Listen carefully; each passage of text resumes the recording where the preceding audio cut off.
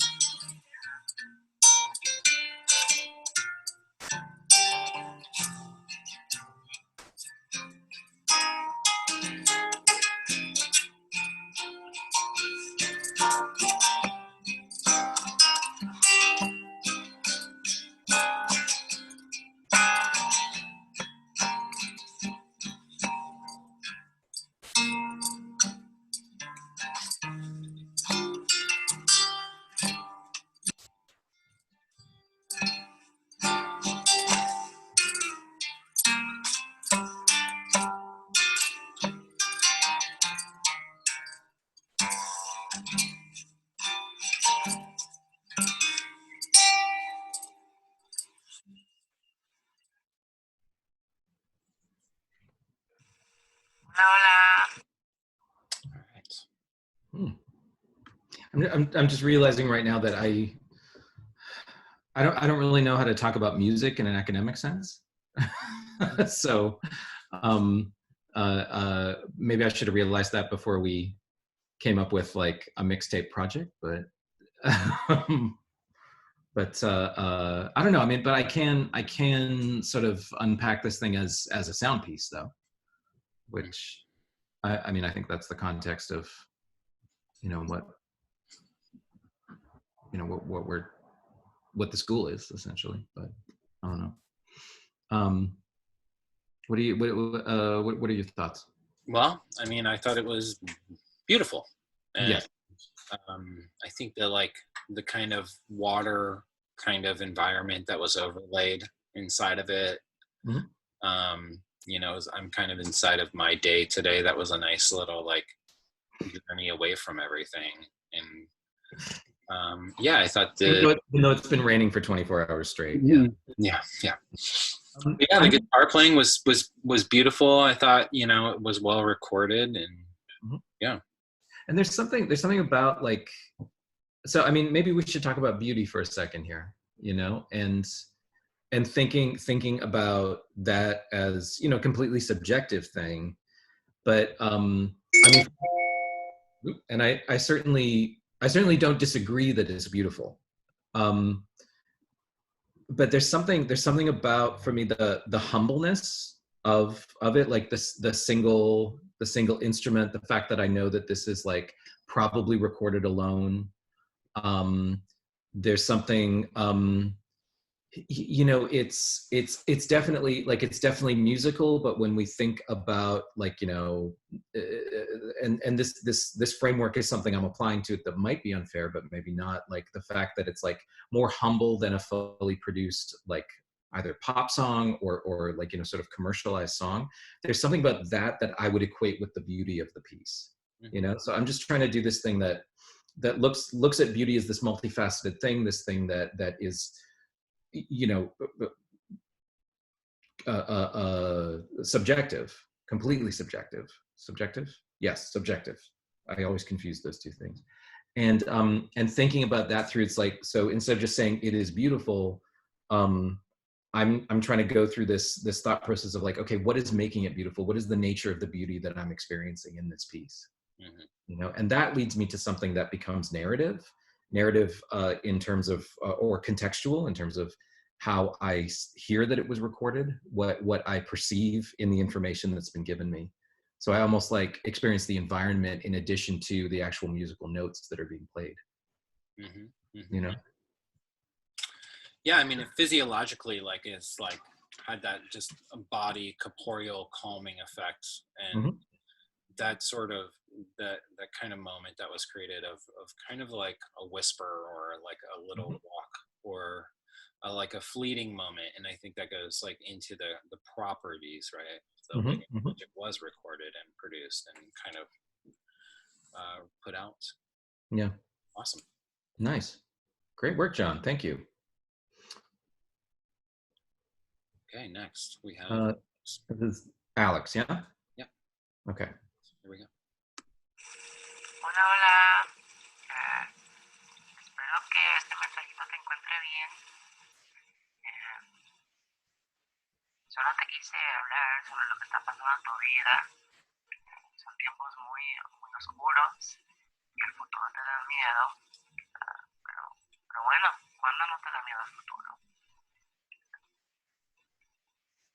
Siempre tienes miedo, pero esta vez estás enamorado con alguien quien nunca has conocido, lo cual siempre pasa, pero siempre que te pasa eso, sabes que esa persona nunca va a sentir la misma cosa que sientes tú. Y esta vez es un poco diferente porque te estás engañando.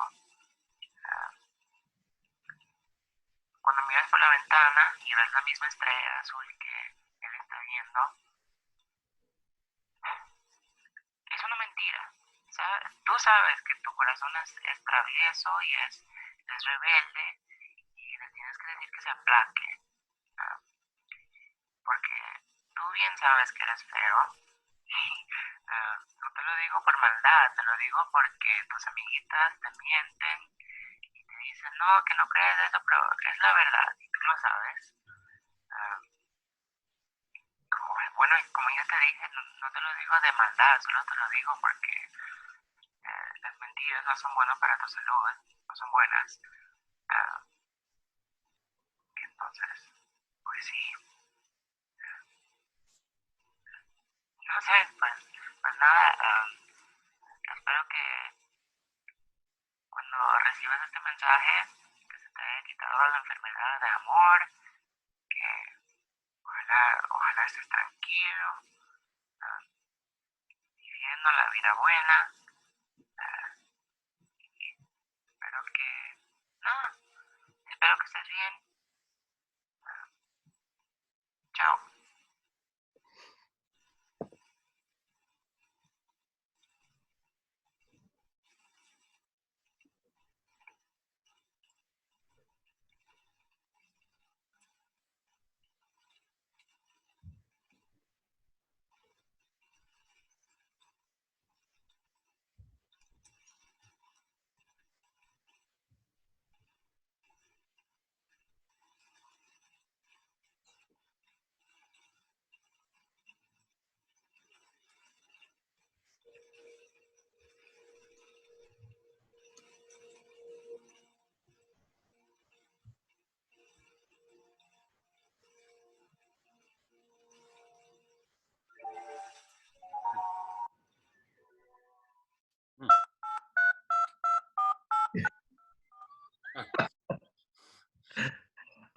So while I was Sarah, my partner, huh?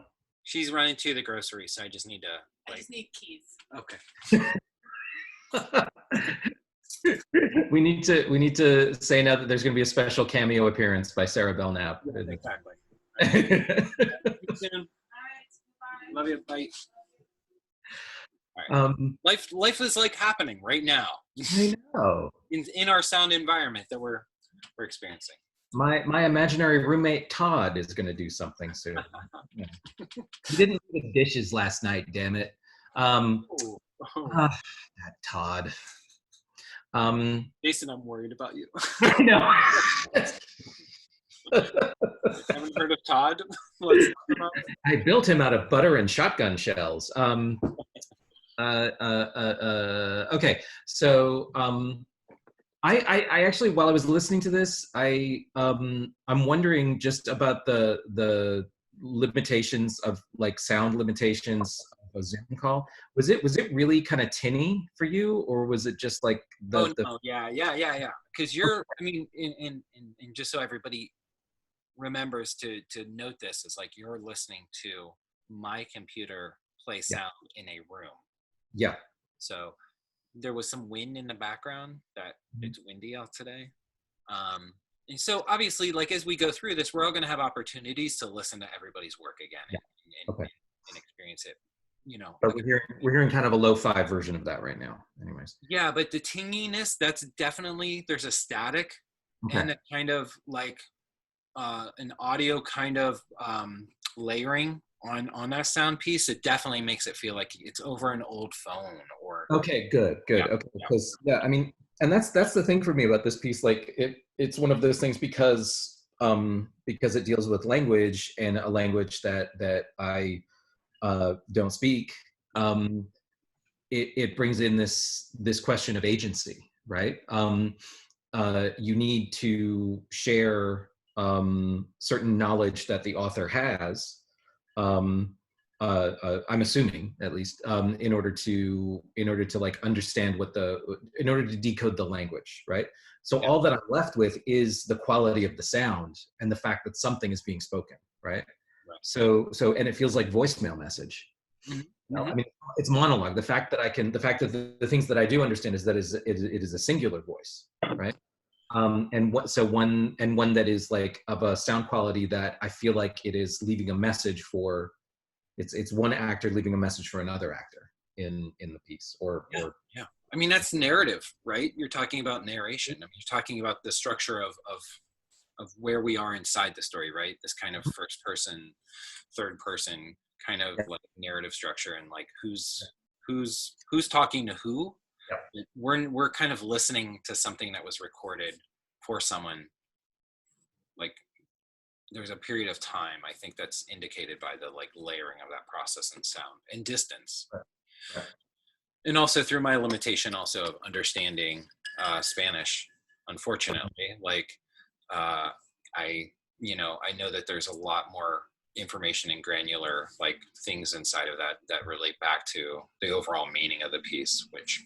But I think there's something. This is an inherent like difficulty or problem, and not a problem with the piece, and not even that a problem is a thing that is pejorative. But I mean, the problem when we deal with language in sound Right. is that it's going to be a limited audience. But I think when we consider this piece, when like irrespective of that, there is still information to be gleaned. And I literally do not know what I'm missing in this, but I can still glean content from it. So I think the fact that I don't speak the language that is being, or I don't understand the language that's being spoken in the piece, I see that as a deficiency of like my ability to understand, but I can still get specific information from this. Right. But I think we need to acknowledge that my relationship to the piece is going to be very different from, I'd argue, other people in the class. Oh yeah, for sure. Unfortunately, we're both white, so we chances are we don't. Sorry, so we apologize for that. Yeah. Oh well. But I mean, and this just moves forward. I really appreciate when things are like performed in different languages, and I think language has its own signature syntaxes and its way of constructing meaning, and all of these things that like things are lost in translation. So even in this kind of way of how we could experience this, or how do you open up possibilities for people that may not speak whatever specific languages we present any material in, maybe as English speakers and as people who present work primarily in English, I really often do consider that. However, I started considering that like when we show work in my neighborhood, which is a mostly Spanish speaking population of people that we actually, when we've done public works here, we always offer things in multiple languages, you know, Spanish and English specifically. But yeah, I think as an artist and as a person who publishes, and we live in a global society too, these are like really valid conversations. Yeah, and not thinking about English as normal or as neutral, even though it is dominant. Yeah. You know, I mean, I think that's an interesting thing to consider. Yeah. Okay, so when I had to move my studio, I realized my battery's at 11%. It's not the first time we've been inside of a meeting. That happened last time. It's fine. It's fine. We'll be fine. Yeah. Let's hear another one. All right. So, Andreas. Andrea? Yeah. Hmm? I'm gonna go ahead and close that so it's less anxiety. Mm-hmm. All right. And I know we got to catch a couple of seconds. I'm going to try to catch that the next time, not to let the next one start. You got to be better with that, Joseph. Yes, you did. Yeah. Yeah. All right. Here we go.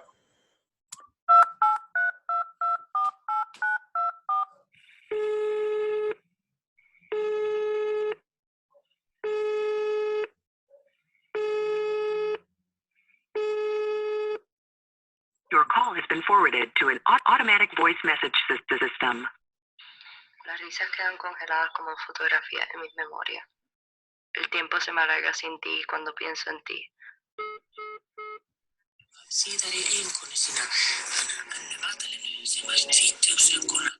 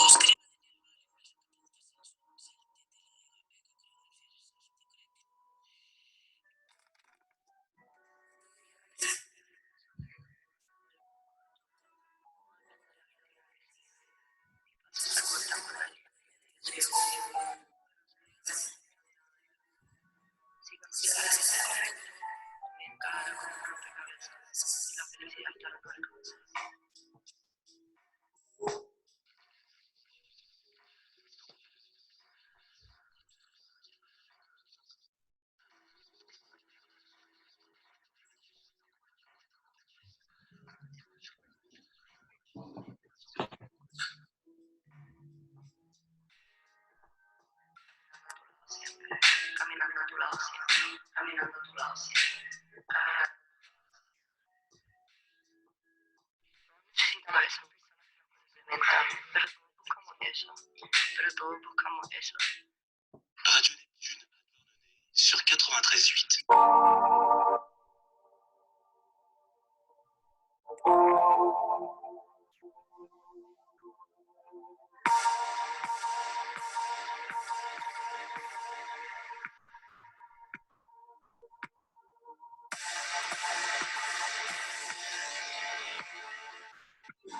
Distracciones que nos mantengan distanciados del dolor o de nuestra propia cabeza.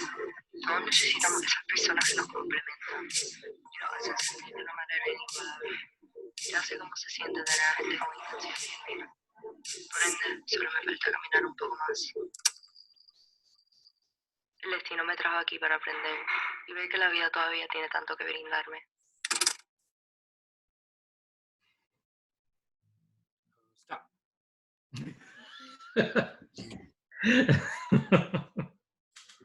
Huh. I think I only got lucky because the next one starts with 3 seconds of silence. Exactly. It's a nice crossover from Alex's to Andrea's. Yeah, I had to giggle a little. I'm like, yet again, I'm not understanding Spanish. But it was a bit of French in there. I understood a French word, but that really gives me no extra information though, but whatever. But wow, what production and the like multiple sourcing and the crossovers like you were mentioning. And I mean, from what I could understand and how this piece was constructed, not knowing exactly what's found and what's produced in that kind of way that it's intersplicing things, I'm not sure whose voice that is, again, with this kind of layered distortion and things like that, and this kind of mediated experience of audio. But then those kind of club tracks coming in and out. It seemed like this had some like beat matching going on, and that was like it had a rhythm throughout the entire piece. It felt like cohesive in that way too. Even in all the different structures, it kept a consistent kind of frequency. I feel like just musically it seemed to gain like a beat and rhythm throughout. I mean, I think I'm just stating the obvious here, but you know, the fact that it finds that cadence over time, to me, that seems pretty significant. Yeah. Yeah, I mean, honestly, this, you know, thinking about like a reference and things like that, I'm glad that you brought up that you did recognize French in there, because this really had kind of a French new wave cinema vibe, like this like Irma Vep film. Yeah, okay. But yeah, this kind of like this, you know, you felt like you were kind of going through some like small streets, and it had a kind of another kind of like structure of transformation that sound often does, which is why it's such a powerful medium. Right, it's immersive. Yeah. Interesting. Cool. All right. This is Grace's piece. Oh, sorry, what? Oh, thank you. And it's great. So Grace's is 17 minutes long. Yeah, thank you for pointing that out. So we might do some sampling through. Yeah. Okay. All right. Grace, you'll have to forgive me if I skip or go over very specific important pieces, but obviously for content of a video recording, I hope he doesn't. I hope he doesn't do it wrong. I don't know. No pressure. Here we go.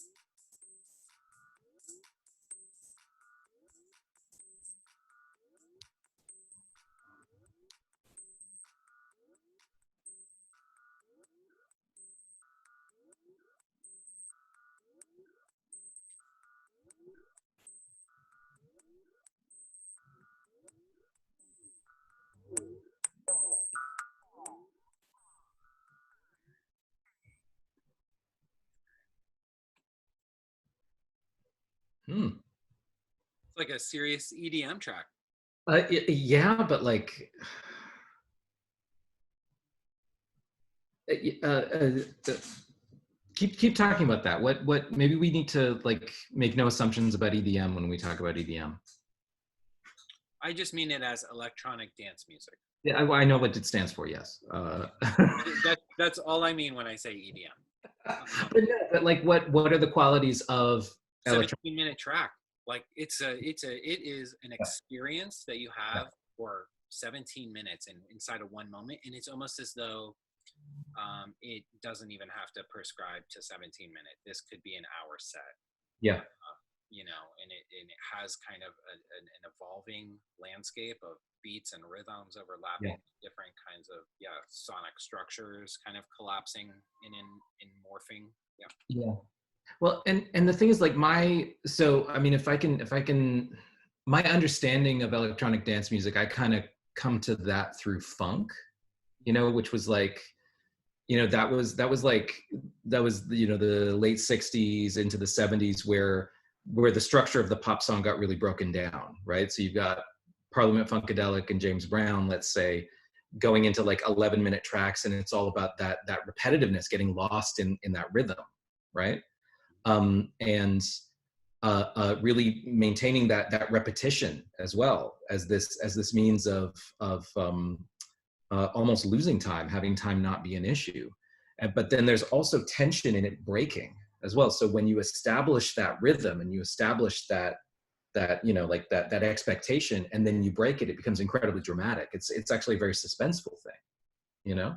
And I imagine, and Grace, I'm sorry, but we didn't get to experience the whole 17 minutes. But I mean, the kind of attention span that one is used to when hearing, you know, when expecting 3 minutes, but then getting 17. I mean, I think I can imagine that this piece sort of takes advantage of that, right? And then, you know, establishes this rhythm and then breaks it.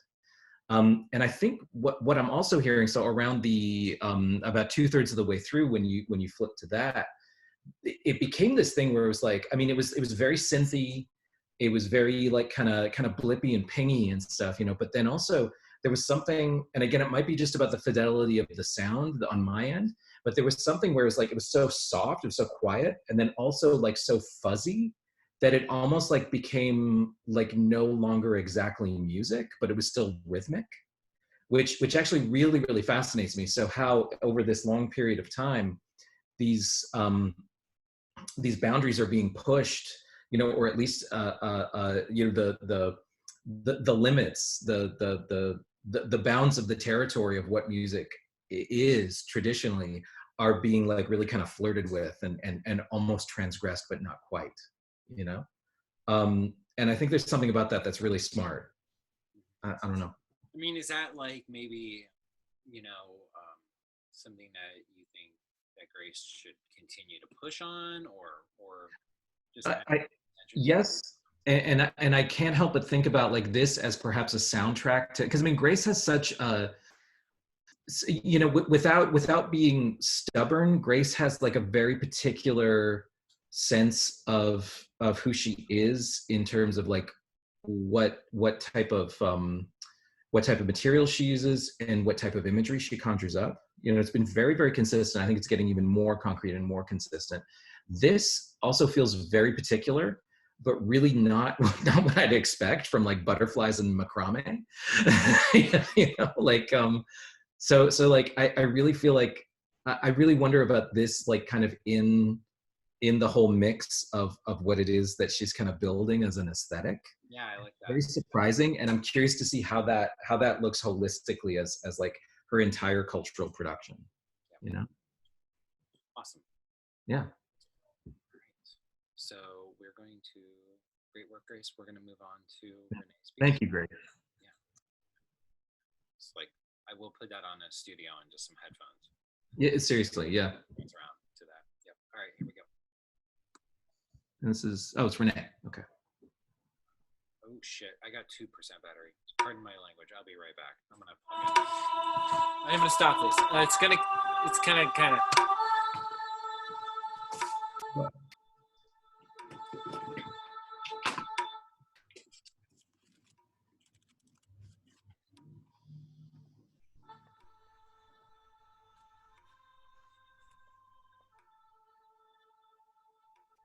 Is it still going? I can't really Yeah, hear. yeah. No, sorry. The thing just, yeah, it kind of freaked out. It's still freaking. Okay. I don't know if you can see the spinning. Okay. It got down to 2%. It was Yeah. not happy. Hmm? All right, I think we're back. So that was 27 seconds. We'll just start again so we can kind of have an lecture. Okay. I don't know what recorded.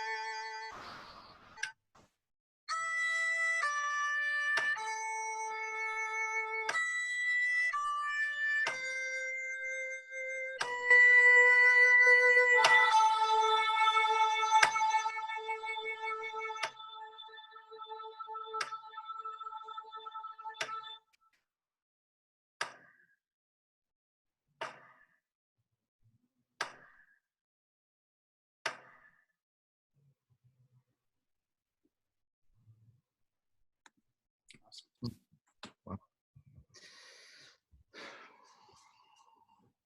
What are your thoughts, JB?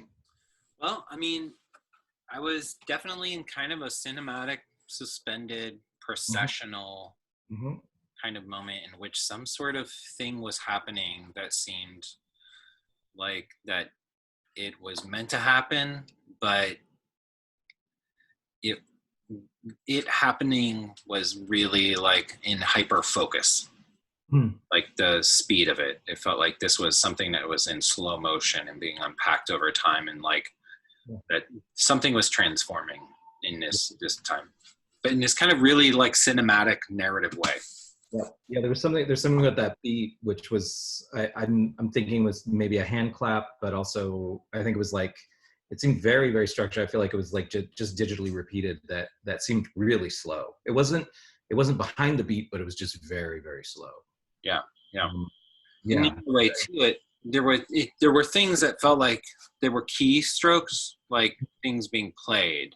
Yeah. So that kind of attention of like pace and rhythm seemed really like heavy.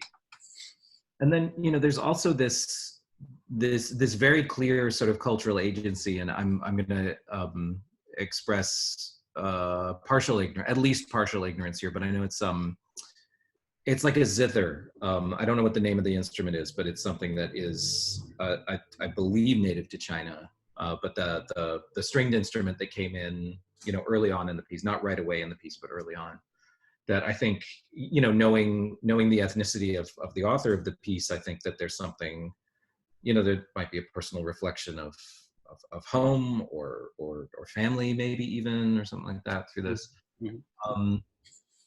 And so I think about that. I also did think about like something that's cinematic, something that creates a landscape. And then also I have to say there's something about, I don't want to say it's the same quality as John's, but there's something really kind of parallel to John's that's happening in the piece. I think it's it feels more produced and less like immediate, and that's not an evaluative comparison. They both are what they are. That also makes me think about, we've got to really, we need to incorporate into the larger project some kind of means of like ordering. I mean, a mixtape is all about curating the order of the songs in which you hear them. And I'm wondering, I think, maybe Renee following John's piece could be this buildup of production, but still this like real kind of, I don't know, this meditative kind of quality. Like, we could hit crescendos and then have a denouement or something like that. And it's also interesting to think about those two pieces as parallels as well. They're as similar as they are different, and I think they complement each other very well. Yeah. I don't know. Maybe that's something.